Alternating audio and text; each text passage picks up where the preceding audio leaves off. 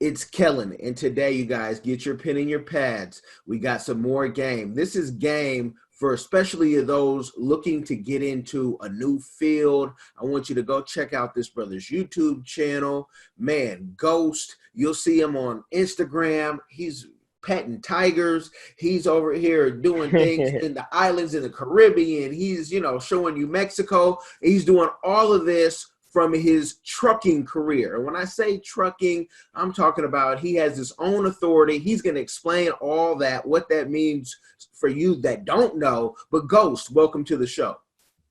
Oh, yeah. Thank you. Man, thank you for posting online and showing that trucking isn't just, a whole bunch of fat guys, especially unfit guys, because if they go to your Instagram, Ghost, I don't know how he does it, but he stays on the road. I did trucking for a short time ago, so I still have my CDL. So that's why when I know someone who makes it look good, I'm like, man, let's have him on and give the game. Tell us about your trucking career. Let me see. I started back in 2012 with Warner, the blue trucks. And, man, when I first got into the game, I really didn't know what angle I wanted to approach it at. It's like I knew I wanted to drive, but I really didn't know too much about the game. I wanted to own trucks too, but I just didn't know,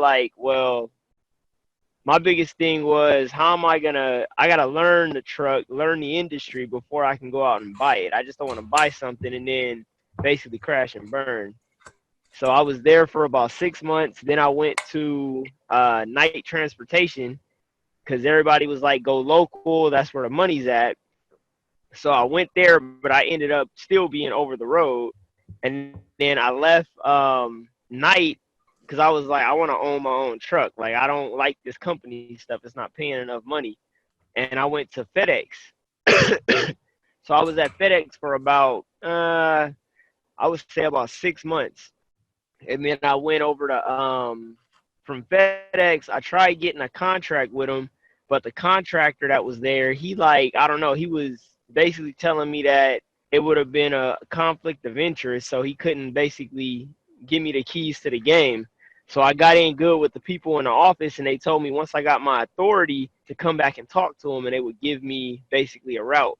So I told them I'm going to hold on to them for that, and then I ended up going to UPS, and that's where I bought my first truck. Wow. From there, I paid my first truck was $30,000. It was a 2000, I think it was a '06 Freightliner Columbia. And this, mind you, I live in California. I didn't know nothing about carb or anything. I just wanted a truck. So I went, put $10,000 down, bought my first truck at UPS, and then I was solo for about 30 days.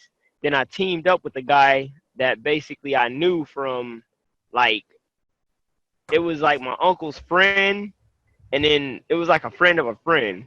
I teamed up with him, and we started teaming. We teamed for 30 days, and then I went and bought another truck. It was a 2007 Peterbilt. I think it was a 387. It was like the round top ones.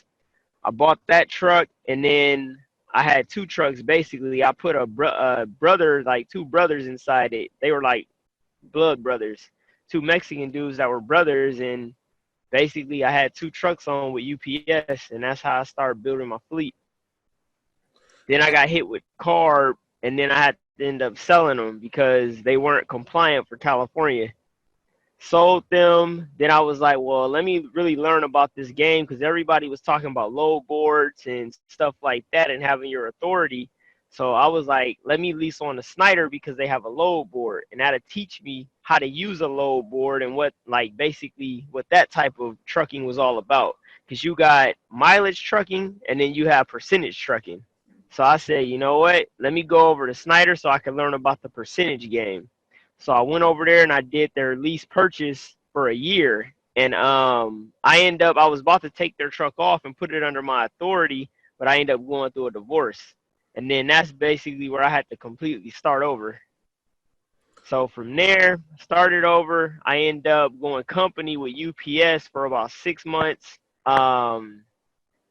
saved up enough money to basically buy another truck that this time I bought it from the auction.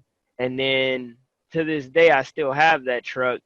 I bought the truck, leased it on the interstate. I was with Interstate for about a year and a half, and then I jumped under my own authority.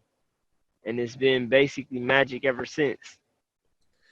Man, you said a lot, and I hope folks took notes. And those words that you guys don't understand, I want you to Google them, because all that information is there. So we're not going to spend all the time to educate you on what's Googleable, but with what you know, going through that whole process, would you advise others to, you know, it sounds like it was quick, but I know it was real work and it was a process. Would you advise somebody who buys their first truck then to go get their own authority and get other drivers? Like, what's the time range do you think that should happen? I think if they don't really know the game, they got to ask themselves, do they want to get paid by mileage or percentage? And they got to understand the difference between mileage pay and percentage, because if you get your own authority or you lease on to somebody with an authority, you're going to be paid a percentage of the load. So if you lease on to one of these carriers that pay by the mile, it's a big difference in pay. So for instance, if you go 300 miles, if you're getting paid percentage, you can make $900 off that load. If you're getting paid mileage, you're getting paid by the mile. Say if they pay $1 a mile, you're making $300. It's a huge difference. So that's something to look at. And then what I would advise, just the way stuff is right now, I would lease on to a company for about a year. If you have no real experience in trucking, lease on to a company, like buy you a truck, lease it on to a company, because there's a difference between doing a lease purchase with a company and just buying a truck and leasing it on to a company. It's a huge difference. Put it on with that company, stay there about a year, learn the game, and then if you want to venture out with your own authority, you can do that. When it comes to adding drivers and adding trucks, say if you got your authority and you got one truck on, you have an authority, I would say go a year with just having that one truck under your authority, just because you're going to go through audits and all sorts of inspections. You don't want nothing to come back dirty. So go through that year and then add more trucks.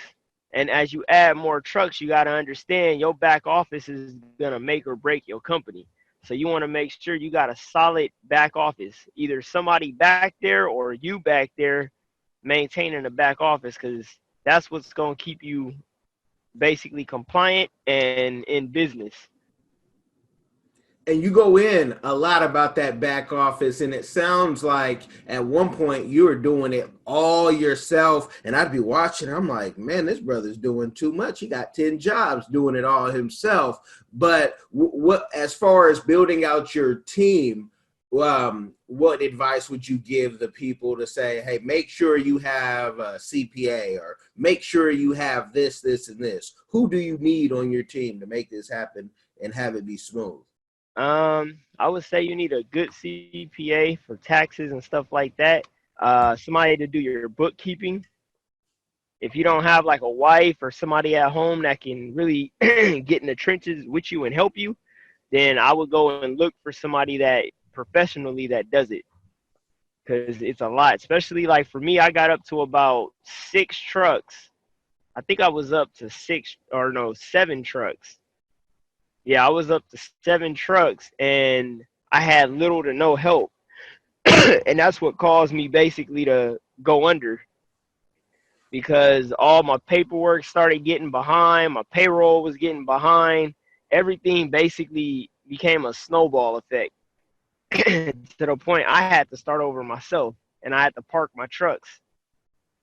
Man, that's big. And brother, feel free, grab yourself something to drink. You see me, I try to keep the singing voice intact, but you know. Yeah, I'm sick, so I gotta I'm like fighting a cold right now.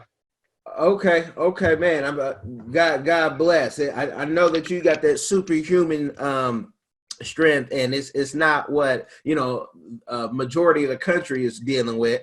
Too young and too healthy for that. Being in California, that's great that you're doing that. I tell you, I had my truck, and I had a little 7-yard dump truck coming out of the oil field because I wanted to do what I'm doing now. And I Yeah. had the money to pay cash and do all that. But doing it in Texas, I felt a lot more secure, especially in Lubbock, than coming on the West Coast. People say, man, you know a lot about this trucking game. Why don't you come and get your own trucks? And it's on this West Coast. It's too many unicycles on the freeway and on the street. It's too many, and that doesn't make any sense to me. It's too much, going on where I feel like in the South, it's a lot different. And it's like they're watching out for a truck. Where here, I'm serious. I mean, in Seattle, you can really catch a unicycle on the freeway or doing too much. And you're like, that's a unicycle. Where are we? So talk about like, because you go all throughout this country. Do you think that, being in California, with the laws being even harder, I think sometimes for business, does it make it harder, or do you feel the opposite?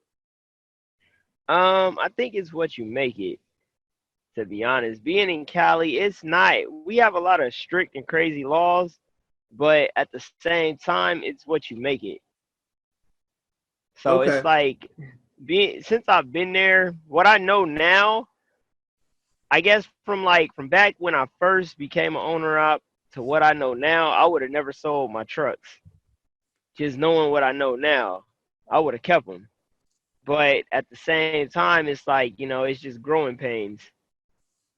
But California is not that bad. You have to live in California and have the right plugs to understand California and how to truck in California, because it's a whole nother monster when it comes to trucking.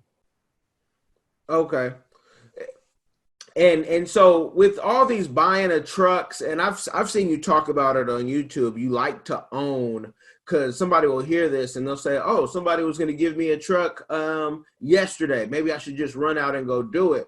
Talk about the power of owning it and how you buy your stuff. And I want you guys, when he tells you to go on his page, because you can scroll down and see the different ways, and he's giving the game on that, but just give them a taste of how you like to buy your trucks. I like buying auction trucks because they're cheap. But it's like you got to know when to buy the auction trucks.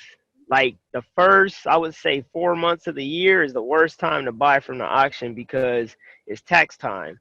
So they're going to raise the price to damn near stupid high versus if you wait till like the summer or the fall, that's when the prices drop. So for me, I like buying trucks like in the fall, winter time, because that's when, the rates are real low at the auction.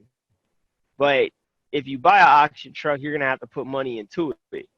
But at the same time, you own the truck outright. So that's why I like it, because at the end of the day, say if I have a fleet of 4 trucks right now. I got 2 of them sitting and I have 2 on the road. At the end of the day, I have no payments on my trucks.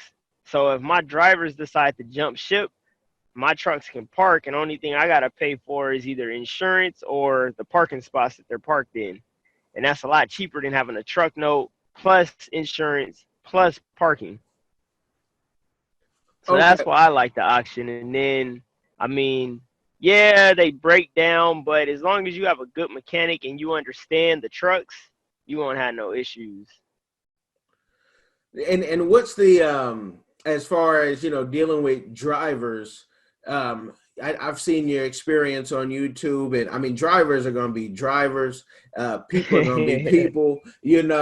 How do you find a good driver? Because I mean, recently you having drivers running into stuff, and I'm not gonna lie, when I drove a bomb going down the road, I would just pray, don't let me hit anything like my friend just told me he hit the Pepsi cup, because I'm in the oil field, and if I hit something, it's a little different than if he hits somebody, hits something. It's always like a object, like a light pole or a fence in your case. But how do you find good drivers, responsible drivers? Honestly, they're hard to find. I mean, I've had good drivers that I thought were good, but they end up being the same way as the ones that were bad. So it's kind of like you just playing roulette.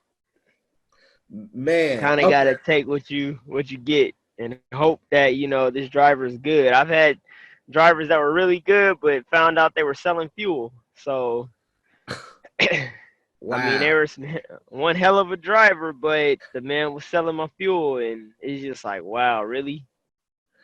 Wow, that's all bad. And of course, when everyone wants to drive for you, they tell you how responsible. Everyone's great on a job interview. Um, Yeah, it, everybody tells you, oh, I'm this and I'm that, and oh man, it just seems like they all end up the same way. is picking a driver is like picking a spouse. I mean, you got to do some extreme vetting. You talked about your divorce, and I saw the young lady who I'm just going to assume was your wife while on the road. How difficult is it to keep a relationship going? Because it seemed like she might have been with you for the majority of the time, or were you out on the road? Like, talk about being in a relationship or trying to have a relationship while you got to keep the truck wheels moving. I mean, it really depends on the woman, to be honest. It takes just a very mature woman. Because, I mean, my ex wife, she was mature to a certain extent, but we had a lot going on outside of trucking that kind of shifted our relationship. Trucking really didn't, I guess, mess it up. It was more of just we had a lot of personal stuff on the outside that basically affected it, like her mom dying and stuff like that. It was a lot more than just trucking that basically ended that. And then my most recent relationship, that was just I don't know, that was just a very immature situation. So Okay, was that the one where you're on the jet skis? yeah, the Yeah. jet skis and all the trips and stuff. Yeah, that Okay. situation, once again, it's just maturity. Some people they got to grow up, and you got to give them time to grow up. Okay. I mean, hey, it looked like a situation where you were having fun. It's a period in life where you're like, man, I just want to laugh. Let me just have some. I'm not even thinking about the future. Let me just laugh. And you looked, you made it look good. That I think vacation though, for a lot of my trucking friends that people I knew in the school or I met around the way, I don't see enough folks taking the type of vacations that you're taking. Besides you, I know my Ukrainian partner goes out, but the country. But talk about how important that is to you because you're all day, in the truck. So how important are your vacations? Man, I think vacations are a must when it comes to trucking because you're already gone for long periods of time, weeks at a time, months at a time. So for me, the reason why I take so many vacations, that's like my home time because I spend so much time on the road that I don't really get to go out like people do every weekend and stuff like that. So instead of going out every weekend and enjoying life like normal people do on the weekends, I just take vacations. I work so hard and I make the money to where the same money I would spend going out every weekend, I could just take one trip somewhere. Mm-hmm. And that's basically why I vacation so much. And then it's good for your relationship. It gives you a chance to just experience other things because that was my life before I got into trucking. I love traveling. I love just seeing the world. Where's your favorite place so far? I think Jamaica. Okay. Yeah, that's one place that I will go to every month if I could. Well, and let me ask you, because on my show, I focus a lot on Africa. I like Jamaica. I love Jamaica. I got some roots in Jamaica, but have you done Africa yet? Anywhere in Africa? No, I actually want to go to Egypt. I want to go see the pyramids. Okay, Yeah, okay. that's like on my bucket list. That and I want to go to Ghana. Okay, you know flights are cheap right now. You can find Yeah, a it's good just deal. right now. Like I was supposed to go on a cruise next month, but they canceled everything and sent me a voucher. So now I'm like, I thought about flying somewhere, but I'm scared that if I fly somewhere, they gonna cut they're gonna cut the re-entry off to come back to the U.S. You know that's funny because they at some point they got to let you in, right? Because your visa will end, but you may stay somewhere longer than you want to be, depending on where you go. But Africa hasn't been hit like everywhere else, and it's just interesting. But I see that the deals. I saw a deal because when we fly, it's four of us. So when we fly, I'm always looking for a steal, and I saw going to Cameroon, where my wife is from, it's less than $1,000 right now. Now, Yeah, yeah, I think they might cut the border off anytime soon and not let us in or quarantine us. But if she can find the time off, I tell her this computer can be packed up. All this, let's go, because I love being in Africa. The feeling that you got in Jamaica, you'll feel that times two in Africa, because you'll say this is the start. If you ever talk to any Rastas in Jamaica, they'll let you know, Mother Africa, yeah, they want to go to yeah. Africa. I'm gonna have to try it out. I actually want to go on an African safari, like a real safari. I'm gonna send you something. So now, because you said that, we're gonna transfer into the YouTube, because about 5 months ago, with one of my YouTubers, we took 30 people with his audience to Kenya, and we did that because people said we want to go to Africa, but we don't want to go alone or we don't know anybody. And I just, again, you talking to Mr. Africa, every chance I get, let's go. Okay, let's go. But I'm gonna send you something on that. But you as a YouTuber, I mean, your audience is growing. I think that you really have an influencer future, to the point where, like, going to VidCon and stuff like that could only benefit you, because you have the personality online to really, like, people are like, okay, and I could see you selling merch, and I could see you doing, I know you don't want to be the teacher per se, but you're teaching already, so you might as well create a course. But I saw that in you, and you could bring your audience around the world with you using this travel agency, female owned, black owned, Worldviews Travel, that we use, that in all off disclosure, they're clients, but they're two former military ladies who became contractors, who now take people all around the world, and that's what they do. Oh wow. So you could do that even with your audience, because I mean it's growing, and I see that, I see the spark. They say the it factor. I see it in you, Yeah. and so don't shy away from that. Talk about what got you on YouTube and what is your purpose on YouTube. Hold on one second. I got to get Uh-huh. my paperwork.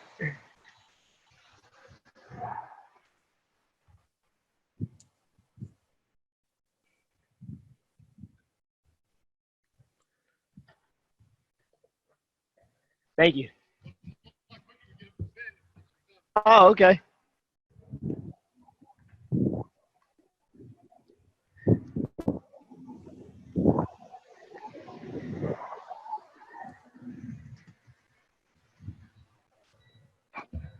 All right, I'm back.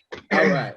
Okay, so what was my purpose on YouTube and what got me on here? I've been on YouTube since, man, like I would say 2007, because I used to post, well, not on this channel. I have another channel that I used to post like videos that just I would just make videos and just post them.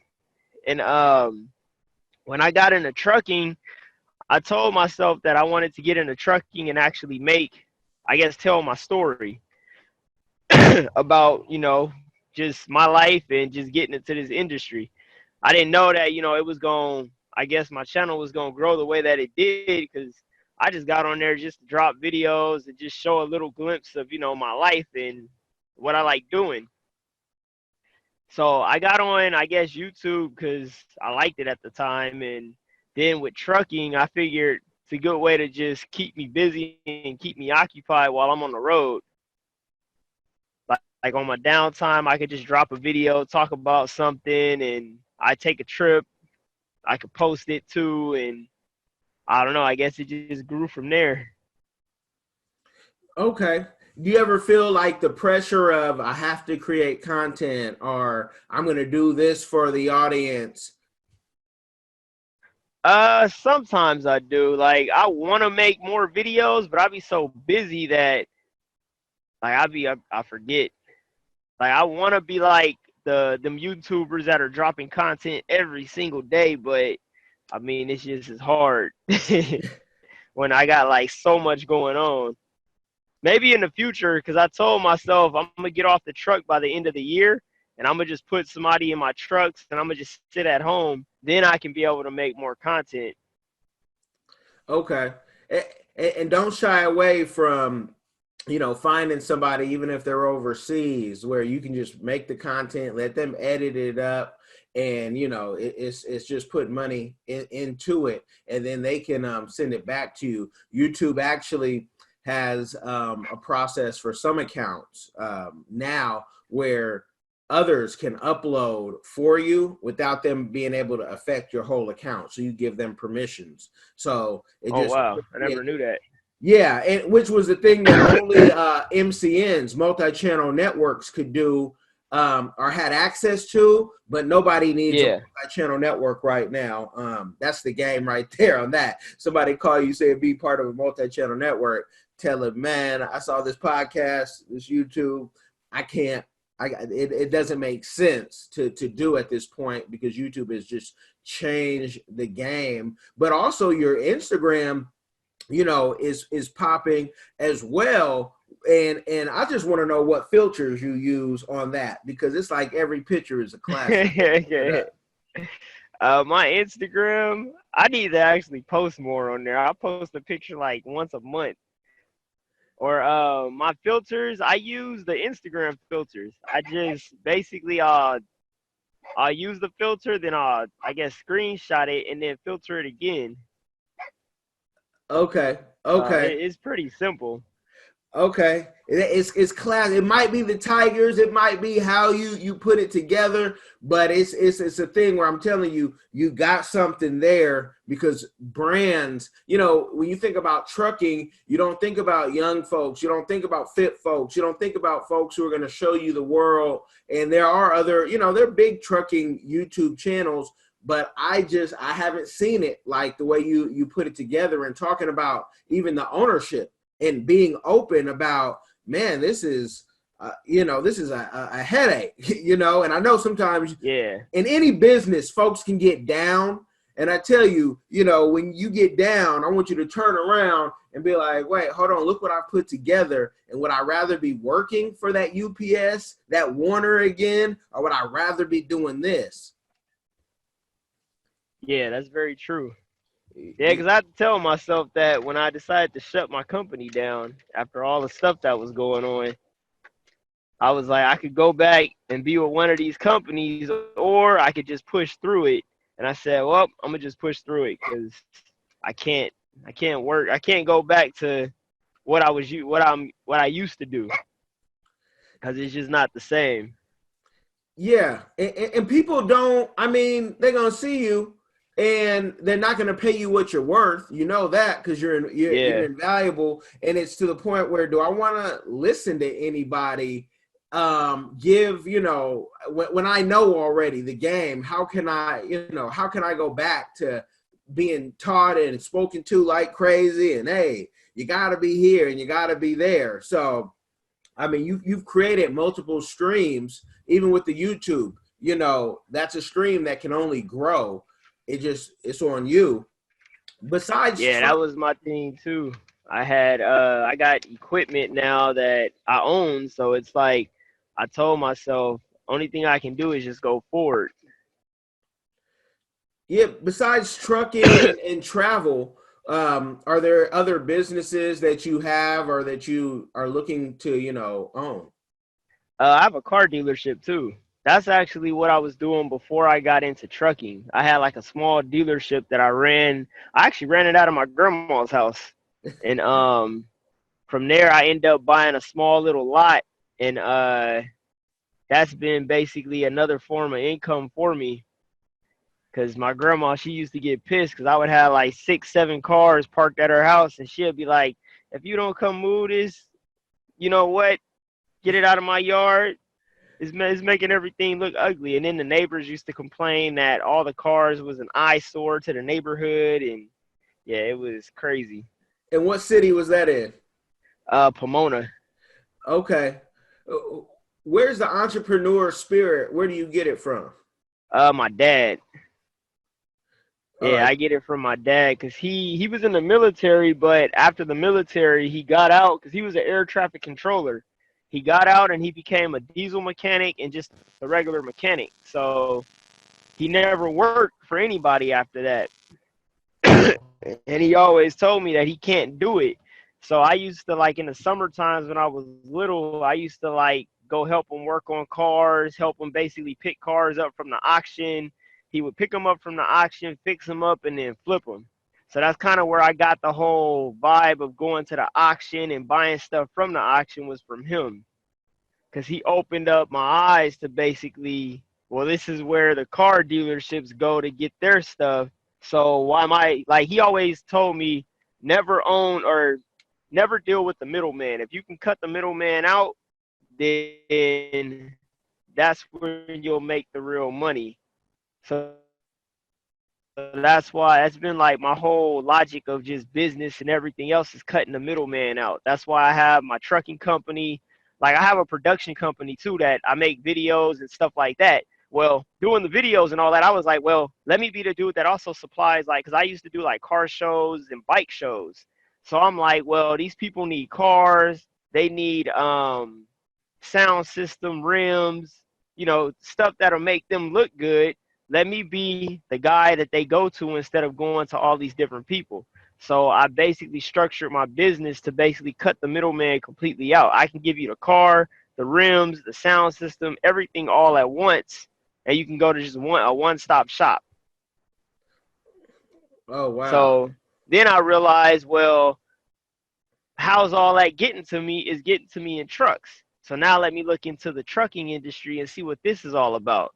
How can I basically own my own trucks so then I can cut out shipping and I can ship my own stuff and pick my own stuff up? So then that way I got trucks. Basically I'm just closing the loop. Then I was like, well, now you got brokers. Well, what's a broker? Let me look into that. So I started a brokerage to cut the broker out. So it's just, I don't believe in middleman business. So if I can cut them out, that's what I'm going to do. That's why a lot of people ask me, like, even with my brokerage, like, oh, well, why don't you give loads to people and stuff like that? Like I tell them, I never built my brokerage to ship out loads and stuff. I kind of did it for my own company. And at the same time, to steal customers from the big brokers. So it's. Now, do you see yourself, with the brokerage and you cut the middleman out so you own it and folks want loads from you? Do you think it's just putting in the right manager, having, and I say woman just because, how it is, to say, hey, maybe that next woman that you deal with to say, now I want to show you the game so you can, always eat. Could you see yourself just putting someone like that, woman, cousin, somebody trustworthy inside your circle already? Yeah, that's what I told myself I'm going to do, because it's like I want to grow and I want to be able to supply loads to like drivers and everything else. But at the same time, I got to have somebody like basically the backbone to help support that, because I can't run everything all by myself. Nah, it's impossible. I have multiple businesses, and it's impossible to do it all yourself. Even for our influencers, people say, "Man, Kellen, I heard you get paid more than some YouTubers get paid." And I said, "Well, it depends how big your operation is. You know what I mean? And if you have an operation that needs consulting and management, then people have to pay to have it grow, and that's what we do." And so, you find those people so you can grow and so you can really sit back, because it's nothing like being able to hire other people and influence their life in a positive way. And I like the least of these personally. We have a new healthcare business coming out by the end of June. It's here, but we won't start it till the end of June when we relocate to Florida. And that thing, I can find people who are from coming out of jail to coming out of high school with low skills and be able to give them a job and teach them. And for me, it's about the least of these. You know, you don't have to be highly skilled to be a driver, but you got to have common sense. The same thing in certain healthcare positions. You got to just have common sense, and we'll give you a chance. That's a thing for me in my life, giving folks a chance like I've been given a chance. Yeah. So I like to ask every guest, what is their community give back that they are doing or that they want to do in the future? What I want to do in the future, I want to start a nonprofit. I got the business structured. I just don't have it basically on the ground yet, but I want to start a nonprofit called 2819. That's why, like, my name, you'll see like 2819 and a whole lot of things that I have, like my Instagram, my Snapchat, all tagging on Facebook and stuff like that. And it's basically it's a part of it's Matthew 28:18 through 20 is basically where God went out and said, he told his disciples that, you know, he would for them to go out and spread the gospel, and he would basically have their back. So I took that and put my own spin on it. I'm basically going to be teaching people, you know, the game on being an entrepreneur and just how to have fun with it, with God basically having my back throughout the whole process. So with my nonprofit, I'm basically going to be just giving back to the community. Don't really know how yet, but that's like, you know, something that I've been thinking about in the future with everything that I got going on. All my businesses could basically contribute to the nonprofit, and I could give back to the community some way, somehow. Man, I can see it. I can see it. And sometimes that give back, people talk nonprofit and people talk give back, and they don't think that they can make a profit, because there are nonprofits that make a profit. You got to have a CPA that handles all that and explain that. We're not giving that legal advice, but with that, you can give so much. Even if I'm just thinking off the top, how you could have a trucking school showing people this is how you can get into trucking. Why not you? You know, there's 100 of them out there, but also working with the unemployment offices and even the high schools, because everybody should not go to college. College is a beautiful thing. I went, it was a beautiful thing, but I can say most of what I do, college didn't teach me this, so I love that. That's true. I went to college too, and it's like, what I know now, man, I probably wouldn't have went to college. Yeah, in hindsight. Don't get me wrong, college is cool. Yeah, college is cool. It's just that when you go to college, and I remember working for the state of Texas, and I'm thinking all these titles and whatever, and then life turns upside down, and I go into trucking, and I'm meeting people who are 22 who own their own homes because they've been working in this oil field, making over 10 grand a month, working 2 weeks on, 2 off, and I'm like, hold on. I didn't get this memo when I was in high school. So, and it depends what you do with your money. A lot of folks trick their money off. So it's just, Yeah, I did that when I was younger. Yeah, but you also, have bought cash, multiple trucks. And I know somebody will hear this and say, well, where did he get the money and how did it happen? But savings, and there's SBA loans too, but I didn't hear you say loans. I see you with cash money. So yeah, I paid cash. It's just because I'm real.